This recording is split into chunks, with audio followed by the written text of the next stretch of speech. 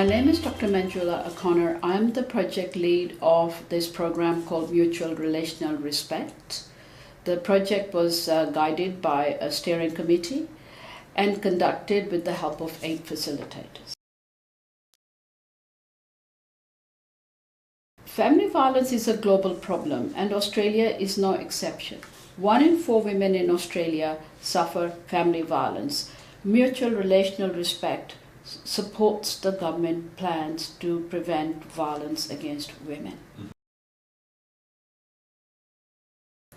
The aims of the project was to support and assist culturally diverse communities in understanding the cultural norms of Australian gender relationships, the use and abuse of power in a relationship, and the influence of decision-making power in a family, the role modeling and the impact of parenting on children and future gender norms. Mutual Relational Respect workshops used real-life scenarios as case histories. Project was conducted in South and Southeast Metropolitan Melbourne, North and Northwest Metropolitan Melbourne, and in CBD. Project was conducted with the help of 3 communities, primarily Indian, Bangladeshi and Sri Lankan, with some mainstream community members. 200 participants took part in the workshops that were conducted over a period of 1 year.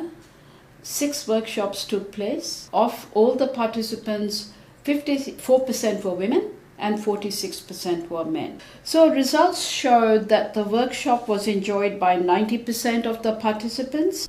We evaluated the knowledge gained as a result of MRR. It revealed that there was enhanced understanding of non-physical forms of violence, for example, repeated criticisms to make a partner feel bad or useless. The increase in numbers was from 31% before the workshop to 44% after the workshop. There was also enhanced knowledge of resources, where to get outside advice or help. Attitudinal change was observed in the area of gender inequality and stereotypes. 20% increase in those who disagreed with the statement that a woman has to have children to be fulfilled. And there was 16% increase in those who disagreed that domestic violence is a private matter to be handled in the family. We also observed pushback as a result of MRR. This issue will be addressed by Dr. Keith Thomas in this video.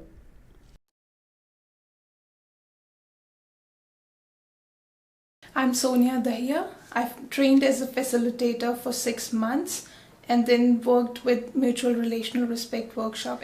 The approach of these workshops is to help people realize how simple day-to-day behaviors determine, influence, or amplify the relations between gender and how the relationships influence the level of family violence.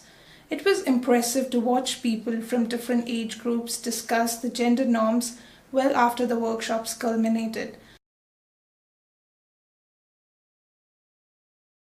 Hello, I'm Dr. Keith Thomas, co-lead of this project and the trainer of facilitators on this project. Like all social change, we encountered what we call in theory resistance or pushback to some of the things we're doing. It's understandable some saw us from a fear-based perspective and felt a little bit threatened. Some even challenged us when they pushed back. Others were in denial. Others even had what was, I say, a complete lack of awareness of domestic violence and its pervasive nature. Some agreed, yes, but it's not nice to talk about. Can we talk about some other stuff? Why air this dirty laundry and talk about depressing stuff? That was the exact phrase that one person used. Some said, yes, it's an issue, but it's only the other people. It's their problem, not in our community.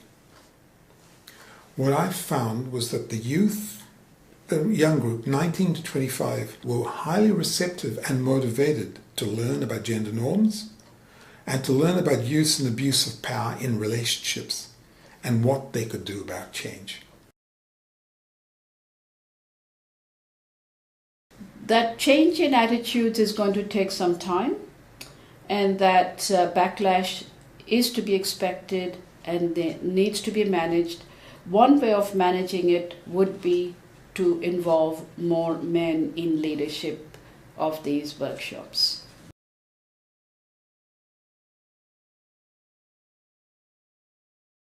What attracted me to this project was that it was strength-based.